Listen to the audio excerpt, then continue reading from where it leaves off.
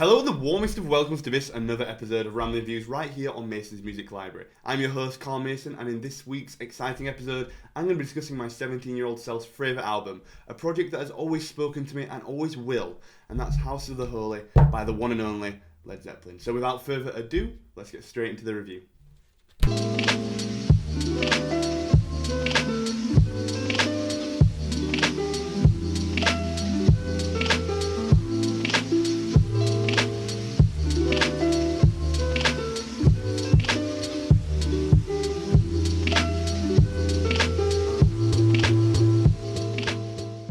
House of the Holy is a fifth studio album released by the illustrious Led Zeppelin, a band who I'm sure need no introduction, known universally for their pioneering approach to rock and roll that drew influences from the greats above, blues and folk music, to manufacture one of the most iconic sounds of all time. House of the Holy, however, represents an evolution for the band, because prior to this project, Led Zeppelin had released their fourth album, unironically known as Led Zeppelin 4. A real triumph for the band, as for me I feel it was truly representative of the sound of Led Zeppelin thus far, and from it came some of the most iconic songs ever recorded, such as the little number you may or may not have come across, known as Stairway to Heaven. So, how would one go about following that up? Well, this is what you do. You make this album. This project would really represent a shift for the band, as they opted to take a different approach to the writing and recording of it. Much in the same way that the Beatles did with Sgt. Pepper, focusing less on smashing out arena anthems as well as radio rhythms, and more on the production side of things, thinking more about the layering and the composition of sounds, putting aside the limitations of the past from concerns about live recreation to technological shortcomings. A prime example of this would be with the album opening track, The Song Remains the Same, one of the most iconic songs from the House of the Holy, that saw Page's attempt to layer up his guitar, moving away from his more raw blues style. For me, I love this approach. In fact, I just love it whenever an artist experiments with an unfamiliar approach that allows him to manifest their vision. And it's this unfamiliar approach that the band took that helped make House of the Holy a supremely complex and conceptual album that for me feels like a real musical journey, and an album that stands out in a discography filled with standout albums. In terms of the songwriting on this album, it's evident that the band really wanted to continue to push their boundaries, as they had done with their previous four albums. But what makes this project different is the effort to integrate different sounds and styles into their sound. Take for example the song The Crunge. That was somewhat of a homage to James Brown, implementing James's signature out-of-time breaks, as well as saving the bridge sections in the song structure till the end, in a classic James Brown fashion. Just take a listen to the end of the song and I'm sure you'll know just what I mean. Oh, will you excuse me? I'm just trying to find the bridge. Has anybody seen the bridge? Please. Have you seen the bridge? I ain't seen the bridge. Where's that confounded bridge?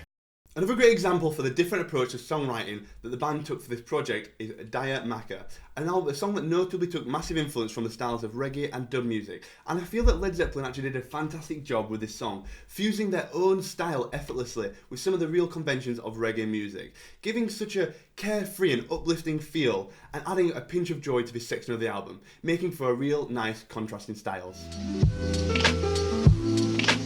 So the final song I would like to talk about with regards to the songwriting on this album has to be the fantastically cool song, The Ocean. And the reason that I wanted to talk about this song in particular is that I have a little theory about why this song sits as the last song on the album.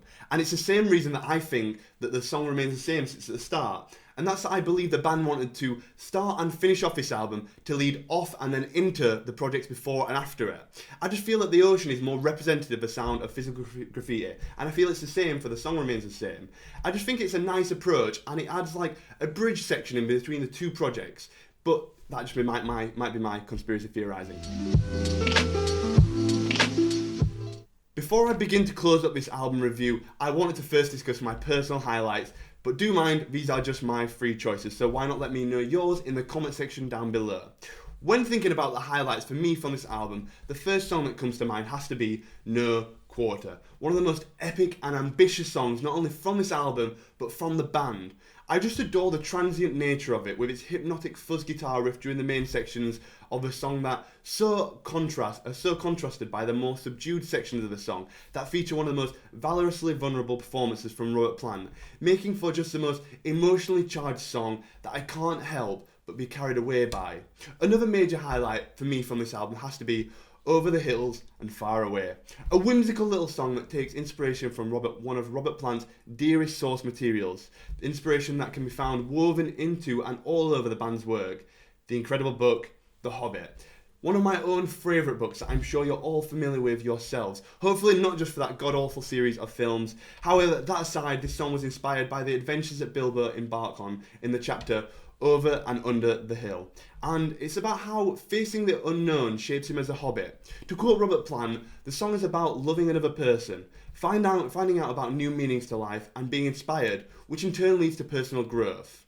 It would seem that to me, the maturity of this album is reflected on the personal growth of the band and just how much of their journey into the unknown has shaped them. Okay, so now I want to talk about my biggest personal highlight from this grand album, and that's the Rain song. A truly beautiful song that almost moves me to tears in only the opening bar. It's just so sweet and sensitive, easily one of the most beautiful songs the band ever wrote, inspired to be a reflection on the changing seasons of love, and how life and love have a cyclical nature to it. Much like the seasons, this song changes with each verse representing a different season, verse 1 being the springtime of his love, and verse 2 being the summer of his smiles, and so on. This is just such an interesting concept for a love ballad, as it contemplates how it's to be expected that from a long-term relationship, feelings of passion come and go like the seasons, that staying together through all of these seasons of love is the true test of devotion. Such a moving concept for a song, and it's simply exquisite. But don't just take my word for it, give it a listen yourself.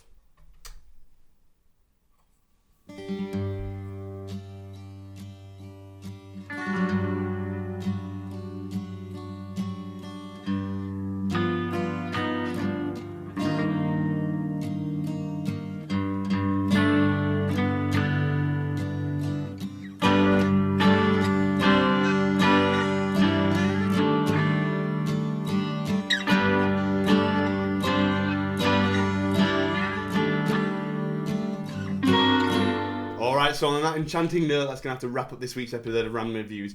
I honestly feel truly blessed to have the privilege to be discussing this incredible album with you guys out there. House of the Holy is just such a remarkable album, and for it I will always be grateful. And if you guys enjoyed this episode of Random Reviews, then I'm sure you know that I would really appreciate your subscription to Mason's Music Library, because there's plenty more remarkable albums out there to be discussed. But before you ramble on, I have this week's recommended listening list for you. Just a few songs that nicely complement this project. Starting out with I Wish You Were Here by Pink Floyd. Next up is Atlantis by Donovan, and then last but by no means least is A Battle Forevermore by Led Zeppelin. So that's going to have to do it, and once again, thank you ever so much for joining me, Carl Mason, and I'll see you in the next episode. Take it easy.